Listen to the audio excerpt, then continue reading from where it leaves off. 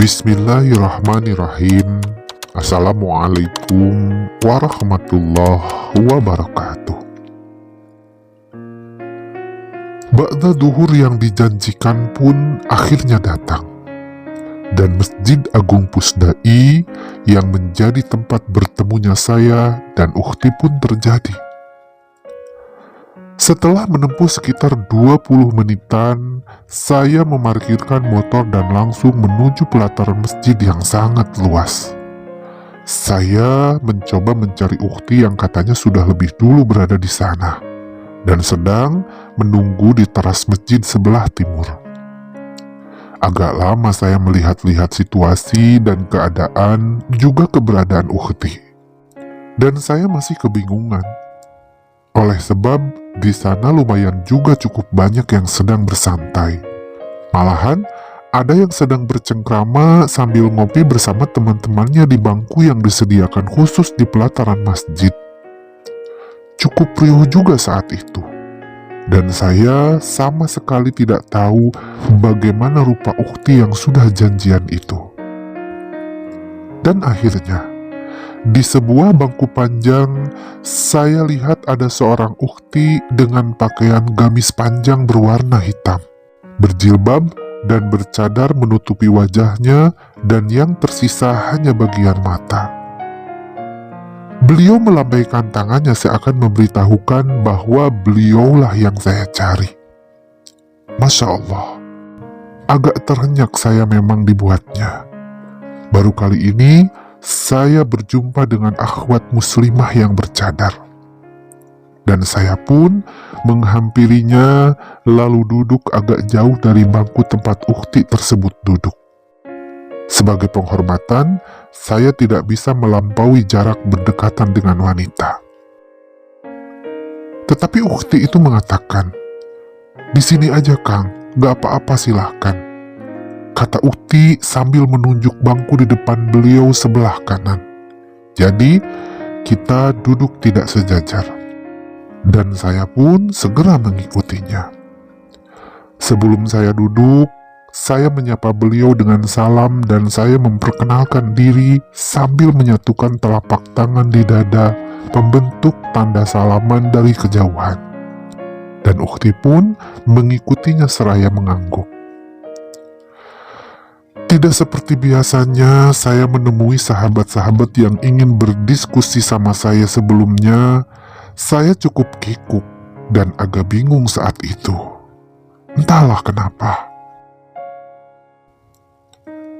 Kang Rey sehat? Terima kasih ya sudah mau datang menemui saya hari ini. Kalimat ukhti pun membuyarkan kebingungan saya seketika. Dan saya pun menjawabnya sedikit agak gelagapan. Bisa kita mulai pembicaraan kita, Kang? Maaf, saya juga tidak memiliki waktu banyak. Karena saya meninggalkan anak saya di rumah sama kakaknya yang hari ini kebetulan sedang ada di rumah. Dia libur sekolah. Kembali ukhti berkata seakan ingin segera ngobrol sama saya. Dan saya pun mengiyakan. Seraya menyimpan tas kecil di atas meja hadapan saya, memandang ke arah yang tidak melihat ukhti secara langsung. Kembali saya canggung sekali jika saya harus menatap ukhti yang ada di hadapan saya, walaupun tidak tepat karena kita duduk agak berjauhan. Gak apa-apa Kang, saya tahu Akang tidak bisa melihat saya. Tenang saja. Akang mungkin hanya mendengarkan saya saja ya, kata ukhti kembali seakan tahu isi hati saya yang kebingungan jika harus memandang beliau. Iya ukhti, maaf ya, jawab saya singkat seraya tersenyum mengalihkan pandangan walaupun sesekali saya melihat ke arah beliau. Dan ukhti pun memulai pembicaraan. Jadi begini Kang. Seperti yang sudah saya katakan di inbox Facebook, sebagian hal yang ingin saya diskusikan sama Akang. Ya, saya sedang berada dalam dilema yang seakan menyiksa dan mengekang saya untuk beberapa tahun ini. Akang lihat saya sekarang bercadar kan? Dan saya mencoba menjadi wanita muslimah yang baik menurut ajaran agama. Alhamdulillah, dengan begini saya mendapat ketenangan hati. Tapi yang Akang perlu tahu, saya dulu tidak begini, Kang. Saya memakai cadar begini semenjak menikah sama suami saya. Mungkin kalau Akang mau mendengarkannya, saya akan ceritakan segalanya dari awal saya dulu ya, Kang. Gak apa-apa kan? Agar segalanya jelas Akang ketahui. Kata Ukti dengan suaranya yang cukup jelas saya dengar. Walaupun di sana agak riuh oleh suara mobil-mobil di jalanan, juga banyak orang yang ngobrol. Oh iya, silakan Ukti. Mungkin saya akan mendengarkan dan jika diizinkan saya akan mencatat bagian-bagian yang setidaknya akan jadi bahasa nanti. Jawab saya sambil mengeluarkan buku agenda juga ballpoint untuk mencatat. Baik Kang, silahkan. Jawab Ukti kembali. Kita lanjutkan ya Kang. Jadi dulu saya wanita biasa Kang. Saya anak orang biasa juga. Ibu dan bapak saya boleh dibilang dari orang kampung yang ekonomi menengah ke bawah. Saya pun tinggal di daerah yang jauh dari kota Bandung. Tepatnya di daerah Majalaya. Akang tahu kan? Nah, saya dulu bekerja di pabrik makanan yang agak jauh dari rumah saya. Dan saya tidaklah berjilbab selayaknya sekarang. Hidup saya boleh dibilang penuh pergaulan bersama teman-teman sebaya saya di rumah, begitupun di luar. Ya, walaupun tidaklah saya disebut ke pergaulan akal. Saya hanya sebagaimana wanita kampung lah ya, yang tak banyak main keluar jika tidak ada sesuatu yang penting. Saya hanya keluar untuk bekerja atau membantu ibu belanja ke pasar. Ibu dan bapak saya memang boleh dibilang religius dan sering sekali mengikuti pengajian juga kajian-kajian. Bahkan ke berbagai pelosok di Bandung. Kalau ada pengajian akbar atau kajian-kajian para ustadz terkenal, ibu dan bapak saya selalulah hadir. Sehingga menambah perkenalan dengan ahli-ahli pengajian lain dari kota Bandung. Sampai akhirnya Kang, ibu dan bapak saya bisa berkenalan sama ibu dan bapak suami saya yang jadi mertua saya sekarang. Dan dari perkenalan itulah, akhirnya ibu dan bapak saya berkomitmen bersama ibu dan bapak suami saya untuk menjodohkan saya. Yang ternyata setelah diketahui kata ibu dan bapak saya, orang tua suami saya itu orang yang taat sekali dalam agama. Calon mertua saya saat itu boleh dibilang dari kalangan atas, dengan gelar haji dan memiliki yayasan anak yatim, yang sudah pasti kuat dalam aturan beragama. Sehingga kesepakatan antara ibu dan bapak saya, juga orang tua suami saya untuk menjodohkan saya dengan cara ta'aruf. Hubungan mereka sebagai orang tua pun makin intens. Kadang orang tua saya sering berkunjung ke rumah orang tua calon suami saya. Begitupun sebaliknya. Dan saya pun sempat berkenalan beberapa kali dengan orang tua calon suami saya.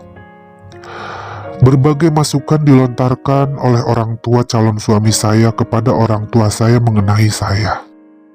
Bahasanya memang sangat baik dan tidak menyinggung menurut saya sendiri. Seperti halnya mereka meminta agar saya memakai jilbab, agar terlihat lebih cantik katanya. Dan ibu juga bapak saya pun menyuruh saya dengan baik-baik, sehingga saya tidaklah merasa terpaksa. Namun ada kendalanya Kang, karena saat itu saya sebagai wanita pekerja pabrik belum bisa melaksanakan keinginan orang tua calon suami saya oleh karena ikatan kerja. Karena memang di pabrik saya dulu belum lumrah memakai jilbab. Bukan karena larangan dari pihak perusahaan, Tapi memang kita dituntut cekatan dan agar tidak ribet dalam bekerja. Sekaligus, ya jujur saja, saya memang tidak sepenuhnya memiliki hati untuk melakukannya. Jadi, saat itu intinya saya memakai jilbab ketika di rumah dan ketika bekerja saya tidak. Untuk beberapa waktu memang tidak jadi masalah. Tapi entah mengapa, sampai ada berita kalau keluarga calon suami saya mengetahui keadaan tersebut. Jadi, kadang mereka protes kepada orang tua saya. Sampai akhirnya, orang tua calon suami saya yang masih menjadi calon mertua saat itu memberikan saran agar saya tidak usah bekerja saja, agar fokus lebih kuat untuk berjilbab juga mempelajari ajaran agama. Sebenarnya dari awal sana, saya sudah ada sedikit tidak kenyamanan. Oleh karena belum jadi menantu saja, saya sudah diatur-atur. Tetapi, saya memang orangnya manut sama orang tua. Jadi, saya pun memutuskan untuk berhenti bekerja. Jadilah saya wanita rumahan yang hanya membantu ibu dan bapak saya sebisa saya di rumah. Bapak dan ibu saya tidaklah keberatan ketika saya tidak bekerja. Dengan perhitungan, toh saya nanti juga jadi seorang istri yang akan ditanggung jawab oleh seorang suami. Begitu kata orang tua saya. 2 bulan lebih, saya tidak pernah tahu bagaimana rupa dan sosok calon suami saya. Saya lebih mengenal calon suami saya dari ibu dan bapaknya yang menjadi calon mertua saya. Juga adik dan kakaknya yang sering menemui saya di rumah saya. Saya cukup merasa senang dan bahagia karena memang calon mertua saya sangatlah baik dan lembut. Juga anak-anaknya yang lain. Pokoknya, saya sudah merasakan kecocokan dalam hati saya. Aturan ta'aruf kan memang begitu katanya. Saya dan calon suami tidak dibolehkan untuk dipertemukan sebelum sah. Saya yang orang biasa memang tak pernah tahu begitu peraturannya. Tapi melihat kebahagiaan orang tua saya pun manut saja, Kang. Sampai pada hari di mana ditentukan kita akan dipertemukan untuk pertama kalinya. Mungkin kalau dalam adat pernikahan itu seperti acara tunangan atau meminang. Dalam ajaran agama, hal ini disebut khitbah, Kang. Dan saya baru tahu saat itu. Saya merasa siap dan apapun yang terjadi, ya sudah terjadilah. Karena saya memang tidak punya beban akan soal masalah percintaan. Ya, memang saya akui saat itu ada seseorang lelaki yang dekat dengan saya. Dia sama pekerja pabrik. Tapi kita tidak ada ikrar pacaran. Makanya saya mampu melupakan hal itu. Apalagi ini atas nama orang tua. Jadi bagaimanapun saya tidak bisa menolaknya. Karena saya pikir inilah yang terbaik buat saya. Walaupun ya Kang, ada sih ganjalan ketakutan akan sosok calon suami saya. Bagaimanapun kan tidak pernah mengenalnya secara langsung kan ya. Bukan takut kalau dia berpisik kurang atau dia tidak cocok di mata saya.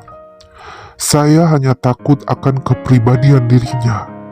Karena yang saya tahu segalanya tentang calon suami saya hanya dari cerita ibu dan bapaknya. Juga ibu dan bapak saya. Katanya, calon suami saya seorang pekerja kantoran dan posisinya di jabatan yang sangat bagus. Katanya juga sifatnya yang sopan dan ramah. Juga religiusnya yang tak usah diragukan. Karena dia lulusan pesantren dari sekolah di Universitas Islam di luar negeri. Katanya juga, calon suami saya dikatakan belum pernah sama sekali memiliki pacar. Oleh karena aturan di keluarganya yang hanya boleh ta'arupan lalu langsung menikah. Jadi bagaimanapun, saya hanya bisa membayangkan kalau calon suami saya ini sosok lelaki idaman yang mapan dan sangat sempurna. Apalagi di keluarganya yang sangat menyanjungnya. Inilah yang membuat saya takut. Iya, Kang. Saat itu saya takut. Karena apa? Karena saya bukanlah siapa-siapa. Saya wanita yang tidak begitu sempurna dalam agama. Begitupun kecantikan saya. Dan saya hanya orang kampung yang biasa-biasa saja. Saya cukup takut kalau saya tidak bisa mengimbangi calon suami saya itu. Ukhti pun sejenak berhenti bercerita seraya menarik napas panjang seakan ada beban yang menghimpit di dadanya.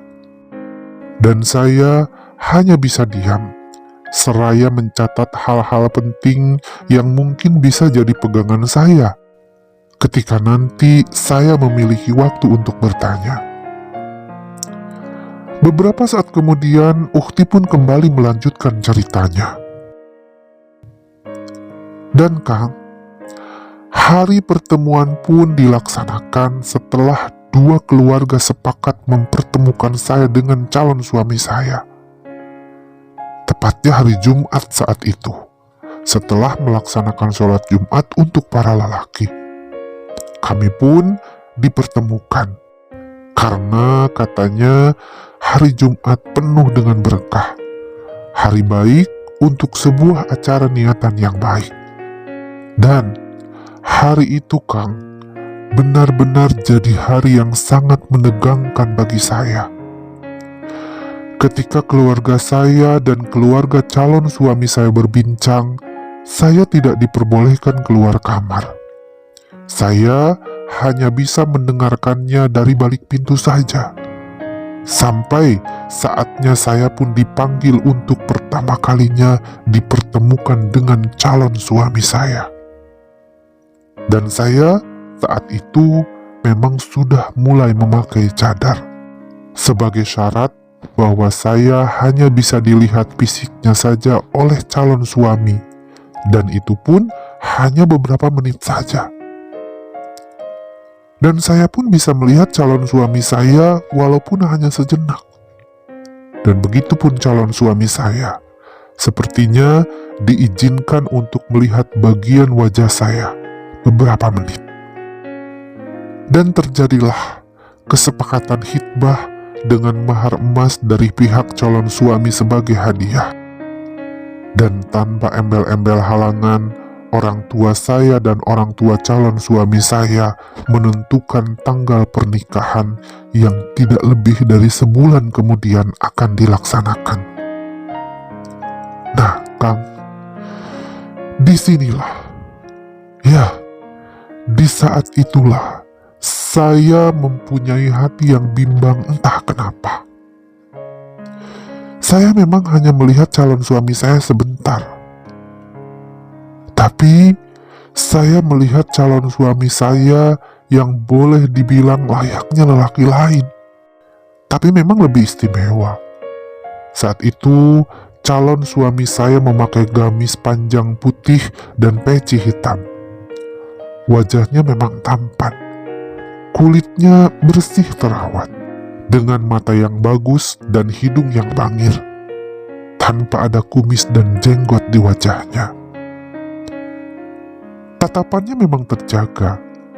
Hanya beberapa detik melihat saya yang menunduk, dan saya pun melihat calon suami saya yang segera menunduk. Tapi di hati saya sama sekali tidak ada ketertarikan, Kang. Tidak ada getar suka atau naksir. Sungguh, jika saja saya bisa saat itu mengatakan sebenarnya kepada orang tua, saya ingin mengatakan tidak mau. Tapi saya tidak mampu, Kang.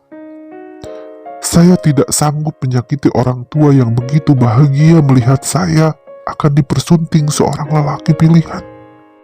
Dan setelah selesai semua acara, saya pun diberondong berbagai pertanyaan oleh orang tua saya mengenai segala rasa yang saya rasakan setelah dipertemukan dengan calon suami saya. Ya, jujur, ingin sekali saat itu saya bilang saya tidak mau. Tetapi malah saya hanya bilang, terserah ibu dan bapak saja.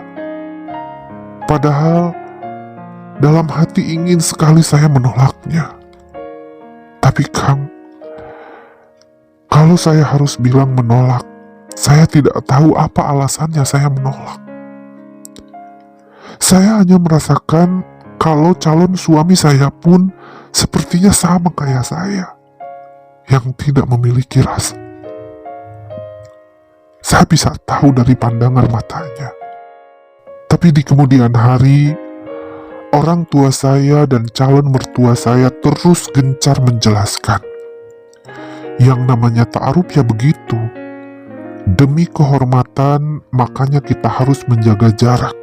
Sehingga, ya, kita mau bagaimana punya rasa. Bertemu saja tidak. Dan katanya, kalau nanti sudah menikah, segalanya akan terbuka. Dan kita akan saling tahu. Begitulah penjelasan orang tua saya. Dan saya pun tidak bisa berkutik. Tapi tetap, hati saya tidaklah memberi, Kang. Ya Allah, kalau Akang harus tahu, saat itu benar-benar saya seakan hampa. Harus ikuti kehendak orang tua, padahal saya sendiri tidaklah bisa. Namun saya pun akhirnya mencari jawaban dari berbagai sumber. Membaca buku-buku ta'aruf, pergi ke kajian-kajian, dan bertanya kepada ustadz yang mumpuni soal hal ini. Sekaligus, kadang-kadang saya curhat kepada kakak saya yang sama-sama perempuan mengenai segala hal apa yang saya rasakan. Dan memang kakak saya itu lebih dekat dengan saya, sehingga menyarankan untuk tetap mengikuti apa kata orang tua yang dimau. Siapa tahu apa yang dirasakan hati saya itu salah. Dan saya pun mengikuti saran kakak saya. Singkat cerita, saya dan calon suami saya pun menikah dengan adat yang sangat sederhana. Tanpa kemeriahan pesta layaknya hajatan di kampung yang saya ketahui, dan saya tidaklah berdandan layaknya pengantin. Begitupun calon suami saya. Rumah saya pun tidak ada kemeriahan musik atau hiburan apapun, selain sholawatan dan marawis keagamaan. Tidak ada undangan besar-besaran, bahkan teman-teman saya pun tidak ada yang diundang. Benar-benar saya menikah hanya dengan keluarga besar saya dan keluarga besar suami saya yang hadir di sana. Pokoknya saat itu saya menikah benar-benar dengan adat yang sama sekali tidak saya ketahui. Dan saya cuma menjalani saja. Selesailah sudah Kang segala acara dan saya pun jadi bagian keluarga mertua saya. Dan malam itu jadi malam pertama saya menginap di rumah mertua saya. Padahal kebiasaan yang saya tahu, pengantin lelakilah yang harus menginap di rumah saya kan? Begitu ya Kang? Kalau memang di hajatan kebanyakan. Tapi saat itu mertua saya ingin langsung memboyong saya ke rumahnya dengan alasan suami saya tidak pernah biasa kalau harus menginap di rumah orang lain walaupun itu orang tua saya. Dan orang tua saya pun melepas saya dengan hati yang tulus karena mereka percaya saya akan disayang di rumah mertua saya. Jadi tinggallah saya di rumah mertua saya tanpa ada kendala.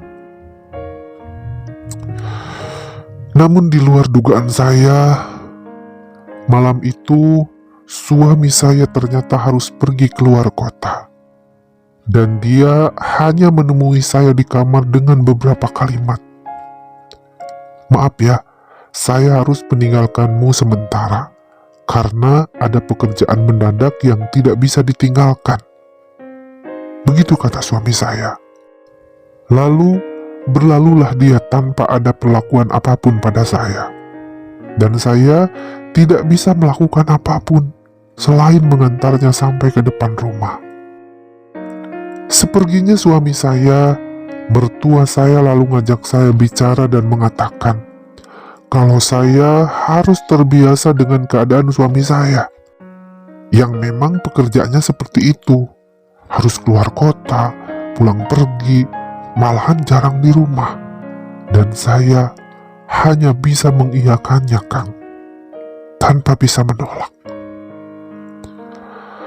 Berlalulah malam pengantin saya sampai seminggu lebih tanpa suami.